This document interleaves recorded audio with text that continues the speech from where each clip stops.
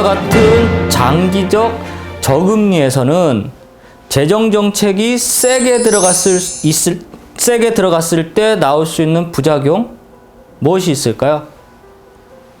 두 가지. 첫 번째, 고용시장의 타이트함. 두 번째, 인플레이션을 감수하더라도 가야 한다는 의지를 보여준 게 고압경제라는 겁니다. 하이프레셔 이코노미, 고압경제. 하나의 목표를 단어화시켜 준 거죠. 그래서 연준의 생각은 강해지고 있다는 것입니다. 정확하게 사인을 보냈다는 것이죠. 근데 이제 고압경제가 발표되자마자 언론에서는 하다못해 이제 빌 게이츠도 뉴스에 나와갖고 고압경제의 이점은 이런 게 있다 저런 게 있다 얘기를 계속 흘려요. 이건 뭘까요? 언론이 여론을 조성하는 것이죠. 이게 재정정책을 하기 위해서 언론 플레이 밑밥을 깔아주는 것입니다. 대중설득 작업이 구체적으로 들어가고 있는 거죠. 왜냐하면 아무리 좋은 거라도 저항하는 곳이 분명히 있을 것이거든요.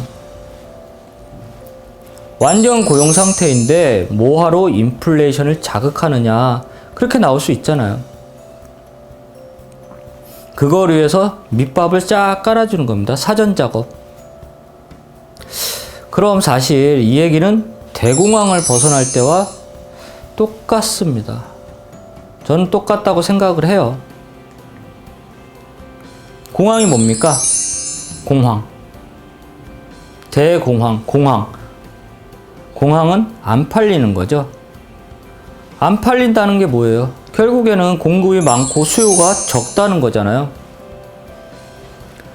그래서 총수요라는 단어를 처음 끄집어냈던 사람이 존 메이어드 케인즈입니다. 한번 보실게요.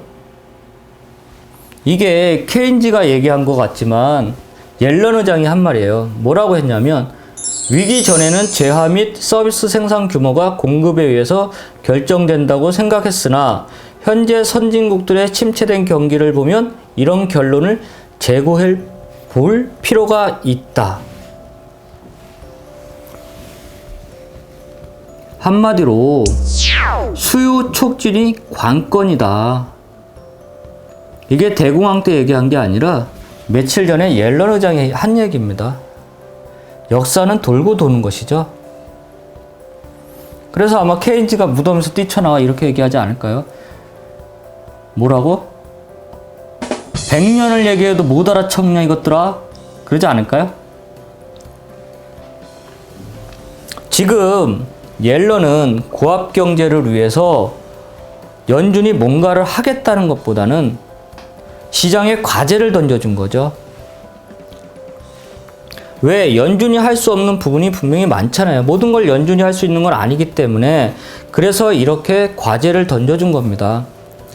강하게 압력 넣는 방법이 무엇인지 찾아봐라. 너희들 한번 고민을 해봐라. 과제를 던져준 거죠.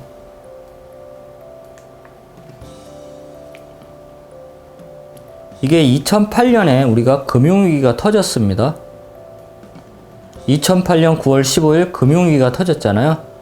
그럼 금융위기가 터지면 가장 큰 목표는 뭘까요? 위기 극복이죠. 위기 극복. 위기 극복 다음의 목표는 무엇일까요? 회복이죠. 아팠다가 이제 나아질 것 같으면 회복을 해야 되잖아요. 그리고 이제는 그걸 넘어서 도약을 하는 거죠. 지금 제 생각에 회복과 도약쯤 와 있다고 생각됩니다. 회복은 얼추 되었고 근데 더 넘어가려면 뭔가가 필요하잖아요. 그러기 위해서 많은 아이디어를 고민하고 있는 것입니다. 뭐 구체적으로 어떻게 할 거다가 아니라 뭔가를 새로 생각하고 변화해야 할 기점이라는 거죠. 그래서 실제로 그런 말들을 하잖아요. 이렇게 친구가 힘들어하거나 지인이 이렇게 많이 가까운 지인이 힘들어하면 야, 해 뜨기 전이 가장 어둡다라고. 그러면 시장은 어떨까요? 다 망하고 다 때려치고 할 때가 기회라는 겁니다. 우리나라는 말할 것도 없고 지금 세계에서도 비관론이 아직까지도 있습니다. 그러나 한번 우리가 미국 한번 볼까요? 미국의 고점 논란 3년째 이어지고 있습니다. 고점이다, 고점이다, 고점이다 그러면서 계속 올라가고 있죠? 고점 논란이 있을 때 절대 고점이 오지 않습니다. 고점은 그렇게 인사성이 바르지 않거든요. 이게 참 쉽지 않죠. 주변에서 다 안 된다 그러고 다 망한다 그러고 너 들어갔다 죽는다 그러고 뭔가 하기가 쉽지가 굉장히 어렵죠. 그래서 투자가 어렵다는 겁니다. 우리의 본능을 거슬러야 하거든요. 지금 아까보다 더 어두워진 것 같은데 이제는 뛰쳐나가야 되는데 그게 쉽지 않다는 거죠. 그래서 우리는 과거에서 찾아야 되는데 지금 아무것도 안 일어나는 세상 같지만 세상의 분위기를 결정하는 헤드쿼터들은 많은 변화를 하고 있습니다. 저는 결론적으로 말씀드리면 내년 정도는 기대하고 있어요. 올해 당장 뭐가 되긴 어렵죠. 올해 말에 큰 거 2개 해치워야 되잖아요. 첫 번째 뭘까요? 미국 대선. 힐러리가 되든 트럼프가 되든 빨리 해치워야 되고, 근데 이제 대부분의 사람들이 이제 힐러리가 될 것 같다고 이제 예측을 하고 있잖아요. 예상을 하고. 근데 트럼프의 바람이 좀 만만치 않은 것 같아요. 그렇지 않나요? 막말을 막 던지는데 사람들이 거기에 반응을 하잖아요. 선거는 바람인데. 그래서 이것도 막판에 한번 봐야 될 것 같아요. 그래서 트럼프 쪽에 한번 조금 배팅 해보는 것도 나쁘지 않을 것 같다. 어차피 힐러리는 힐러리가 된다고 예상을 하기 때문에 시장은 그 방향으로 움직일 테지만 트럼프가 된다면 재밌는 결과를 한번 볼 수 있지 않을까 싶어요. 그리고 두 번째, 미국의 금리 인상 시장이 예상했던 대로 쳐주면 내년부터는 지병이 없어지죠. 큰 지병.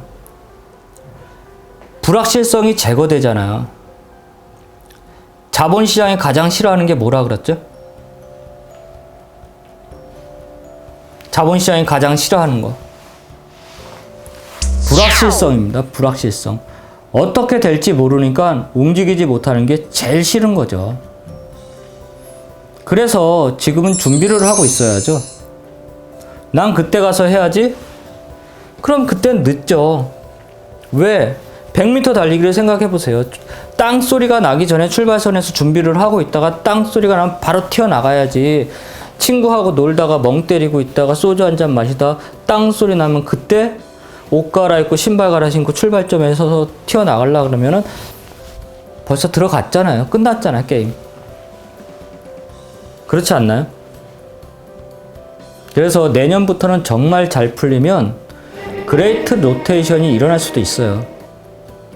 왜? 미국은 구조적으로 달러 약세로 가고 이머징은 강세로 가주면 제가 최근에 얘기했던 그림이 나와준다면 그 그림이 나오면 잘 될 수밖에 없어요.